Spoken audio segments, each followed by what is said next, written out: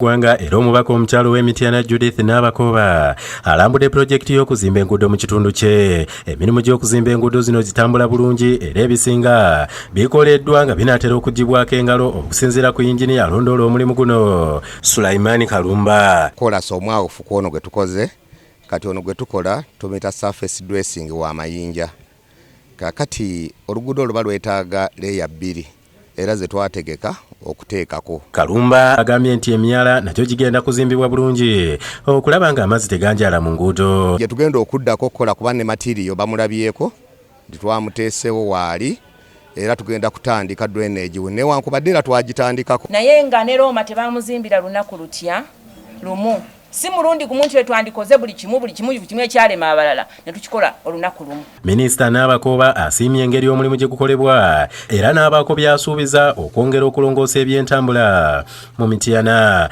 We twogerera omulimu gutuuse nga mu 7 naye tusuubira nti gujja kuggwera ddala bulungi nga bakoze ne ku drainage system.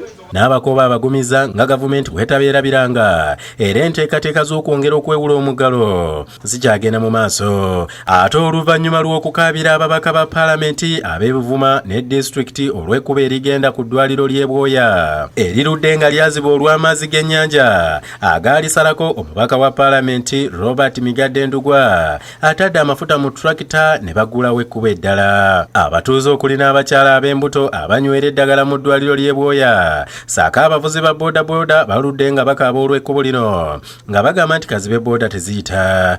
Otambula odoka maadi opisa soka kuta wansi kama otambula kadoka maadi mekaira kutekwa emberi engira bive tuzengira tutwala mu idwaliro makuba gatuyisa bubi ngabola bintu bazimbitevu. Abatuuze bagamba nti kibadde nga kizibu okusobola okukozesa ekkubo lino kyokka ng'olw'okuba ligenda ku ddwaliro nga batunda myoyo ne bayita mu nsiko n'okulinnya mu mazzi okulaba nga bagenda okufuna obujjanjabi. Nambi n'obupikipiki olaba bwakusindika busindisi otuuka awantu wonna n'ogamba nti bannange ffe gavumenti atwerabira abantu b'e Buvuma. Migadde asiimye gavumenti olw'okuwa buli disitulikiti ebyuma ebirima enguudo. Njagala okusooka okwebaza gavumenti ya Uganda eyawa buli district yajiwa ebyuma bino. Era kwota ey'okuna tetwagifuna ate n'ez'omwaka ogujja indicative planning figures basazeeko miliyoni 10. Kino kyakoze amazima gali nti tubadde bubi. Babatuuze b'omu disitulikiti y'e Lwampala basabye gavumenti okubawa emiti egy'okusimba mu nsozi okubayamba okutangira amazzi agava mu nsozi zino ne goonoona enguudo. Kino kiddiridde enkuba eyatonnya mu mwezi ogw'okutaano ng'eno yayonoona enguudo nnyingi mu disitulikiti eno. Mwaze mbagambye ngu tukatakale bage ebikwatiye namizi mwena hati gitwanguudo okunuuya kikabe ekizibu.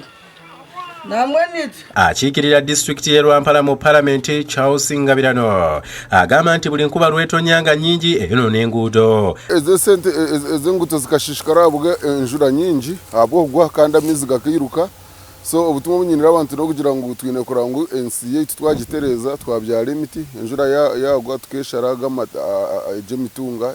Ngabirano ategeezezza nti olw'enkuba okwonoona enguudo eziwerako mu Lwampala kye kiwaliriza gavumenti okufulumya obukadde 2 okusobola